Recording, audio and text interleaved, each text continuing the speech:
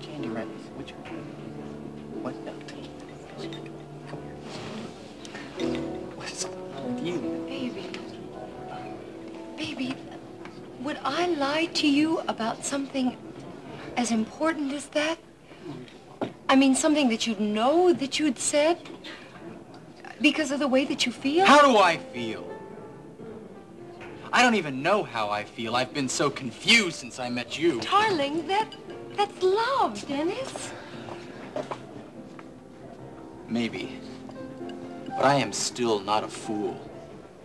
You know, ever since you told me that story about how I proposed to you, I've had my doubts. And now with that clown running around, talking the way he was, yeah, I think you would lie about me proposing to you. In fact, I think that's exactly what you did. Well, I'm right, aren't I?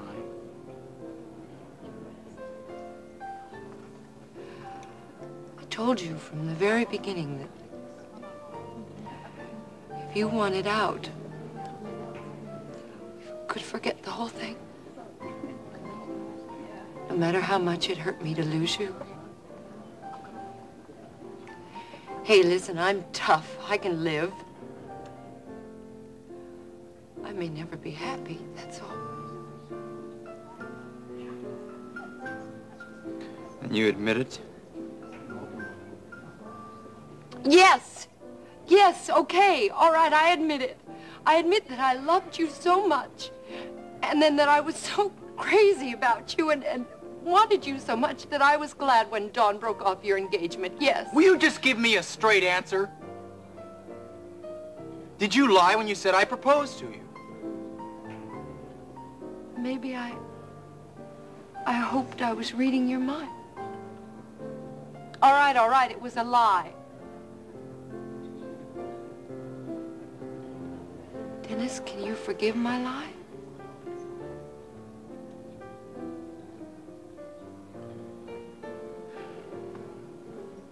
Yeah. If you promise never to lie to me again. And don't tell me what I think, all right?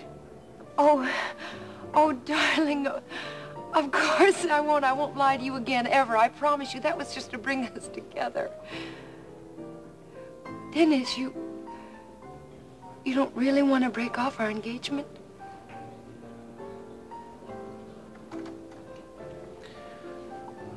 Why should I? Because I lied to you.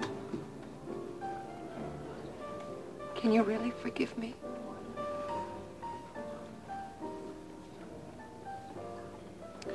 I guess I'm flattered that you want to marry me. Never had that kind of luck before. Oh, darling. You've just never had the right woman before. I'm going to make you so happy. I really love you, Dennis.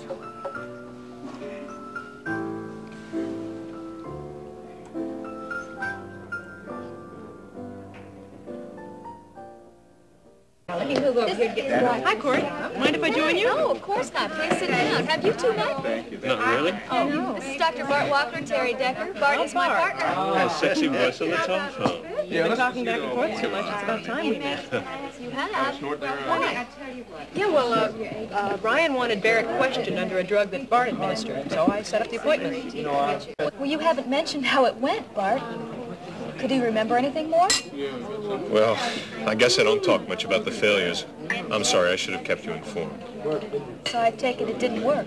No. Why not? Head injury? No, there's no organic brain damage. It's something more complex and subtle than that. Well, that's a relief. You're right, of course. If his loss of memory had had physical causes, it would have been irreversible. So what you're saying is that it's psychological and it might come back to him. Yes, but I think, although I'm not an expert, that it'll take a lot of time and analysis to get to the root of the trauma. Do you recommend that Barrett keep trying? Ryan feels it's necessary. Of course he does, for his benefit, but not for Barrett's welfare, isn't that right? Well, Well, he is my brother. He is your patient. Don't you think you should put Barrett's welfare above whatever Ryan Connor wants from him? Courtney, he's blocking something. Something big, something that's haunting him. Now, I don't know what it is or why he's buried it so deep in his psyche, but it could prove as dangerous to him as a tumor. Unless we find out what it is and relieve the pressure it's putting on his mind, he could one day just explode. Oh, so what you're saying is that my brother is a potentially dangerous man? Well, I don't believe it, Bart. I don't buy it. I know my brother. The point is that in some ways, Barrett doesn't know himself anymore, and won't, unless we get to the root of the psychological trauma that led to his loss of memory. Trust me, Court. I wouldn't go on with the treatment unless it was best for him in the long run. Then wait 6 months. Just 6 months. It might be easier on him if you give him more time. I think the sooner the better. Do you? Or is that what Ryan Connor thinks? Courtney, believe me, Ryan has very good, very important reasons for wanting Barrett to remember what happened the last year. Iris, nice to see you. Thank you. Look wonderful. Well, I have your room all arranged, so you can get an early night's sleep. And tomorrow morning we'll begin the tests. Good. Not too early, I hope. Well, I'll be knocking on your door at about, 7 a.m. Oh, dear. I'm going to bed now. Look, there is no reason for me to take up any more of your time. Elliot, I want to thank you for being so thoughtful and concerned about me. Well, I'll stay and make sure you're comfortable. No, oh, really, that's not necessary. I want some time alone to settle in. It's been a bit of a whirlwind. Yes, it has at times. Very well. Rest well. I'll call on you in the morning. Gentlemen, good night. Elliot. Thank you again, Elliot.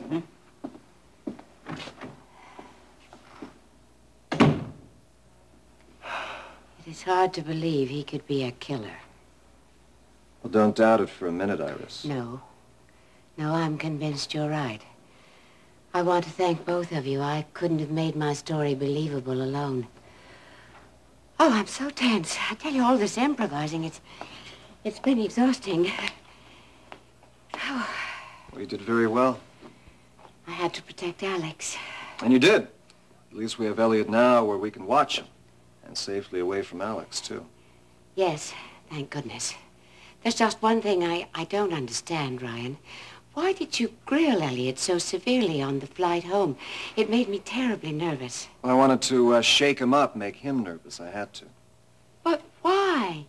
Won't that make him even more suspicious? I hope so. You see, up to now we've been playing it safe, but that's just not going to work anymore. Time's going to be on Elliot's side, not ours. Yes, I see. I think. Look, we have to prove that Elliot shot Alex soon or make him confess. Because before long, he's going to realize that Alex must be alive. And if he does, well, he'll be going after him again. Ryan, excuse me. Iris, how would it be if I saw you to your room? Yes, thank you. I'll see you soon, Iris. Yeah.